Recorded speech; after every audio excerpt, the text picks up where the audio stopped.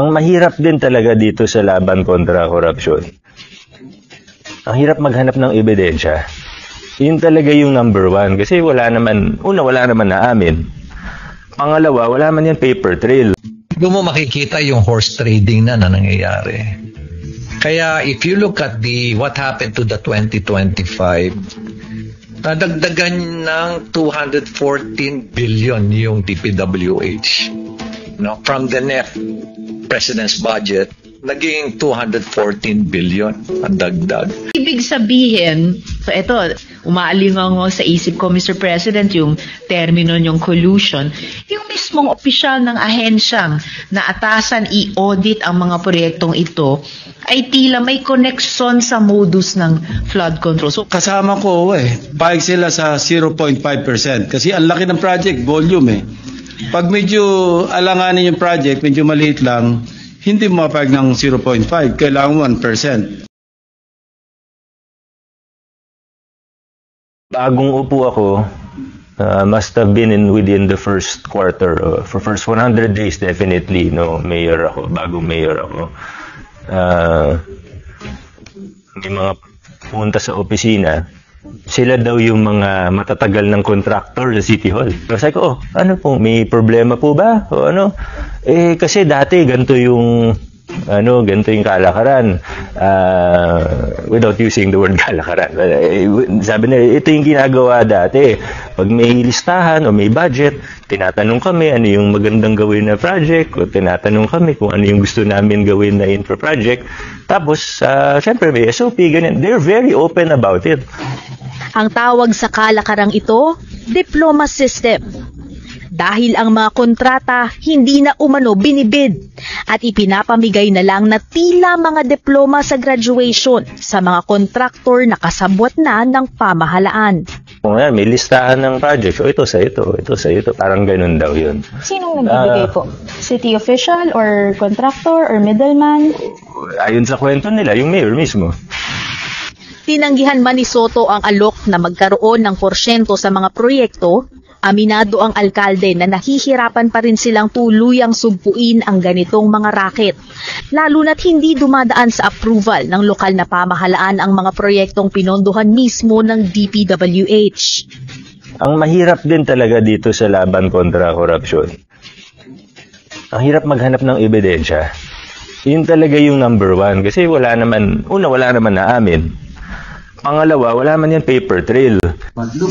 Ayon kay Baguio City Mayor at Mayors for Good Governance convener Benjamin Magalong, salasalabat na ang sabwatan sa pagnanakaw ng pondo para sa flood control projects. It's something widespread. It's something highly syndicated. Probably that's the best term na magagamit ko. Highly organized and highly syndicated. Pero ayon sa dating hepe ng Criminal Investigation and Detection Group sa Camp Crame, isa lang naman umano ang pinag-uugatan ng mga nawawalang pondo. Alam naman natin kung sino yung mga taong behind that, mga politiko yan. At yung iba sa kanila dyan, nandiyan sa Kongreso. To be direct about it. Ayon kay Magalong, bagamat na isa sa publiko ang pagbusisi ng pondo ng bawat ahensya, sa budget insertions ng mga politiko umano na ipapasok ang mga proyektong di naman daw dumaan sa tamang pag-aaral. Ang budget insertions ay ang mga proyekto na idinadagdag ng mga kongresista at senador sa budget matapos itong maaprubahan sa komite o kaya naman ay sa plenaryo. Ang mga naturang proyekto ay hindi bahagi ng orihinal na budget proposal na isinumite ng ehekutibo para sa approval ng mga mambabatas. Doon mo makikita yung horse trading na nangyayari.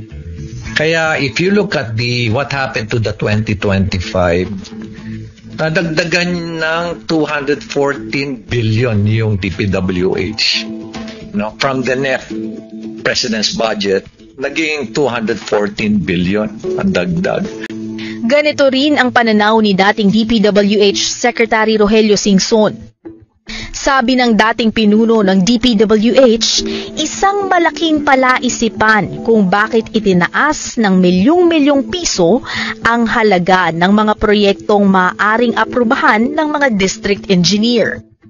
Sa ilalim kasi ng Department Order Number 250 na nilagdaan ni dating DPWH Secretary Manuel Bonoan noong December 2022, napalakas ang kapangyarihan ng mga district engineer dahil ang mga proyektong may halagang hanggang 150 million pesos, sila na ang otorisadong mag-aaproba ng procurement at mismong pagtatayo ng proyekto. Ang mga plano at budget para sa kontrata, sila na rin ang pipirma at hindi na kailangang padaanin pa sa regional at central office ng DPWH.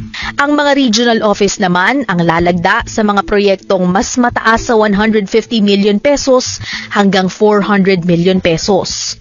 Habang ang mga proyektong lampas sa 400 million pesos ay iaakyat sa central office ng DPWH. Ang layunin umano nito, mapabilis ang implementasyon ng proyekto. Pero duda dito si Singson.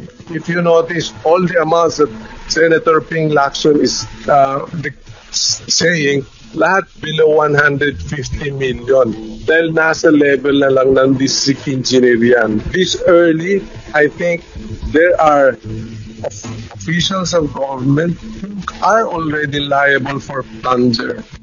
Giit ni Singson, kailangan na isang independent team ang mag-iimbestiga sa mga naturang bulok na sistema. Hindi naan niya ito maaaring iasa sa Commission on Audit. Lalo na't lumalabas sa investigasyon na maging ang asawa ng isa sa mga commissioner ng ahensya ay isa ring kontratista na nakasungkit ng mga flood control projects mula sa pamahalaan.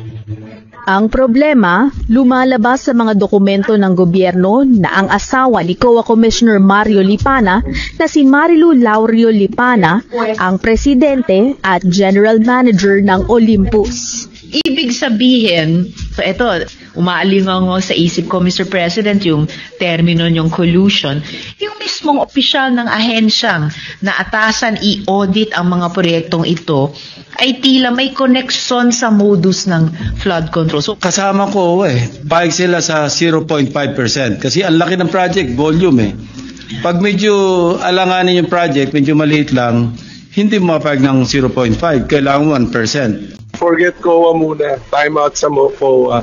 Why, sir? They should have seen this early on. Ngayon lang nag-iingay at saka sila lumalabas. Saan yung mga COA auditors yung in the field? Baka naman ginood time na lang yung mga COA auditors imbis na mag-inspect.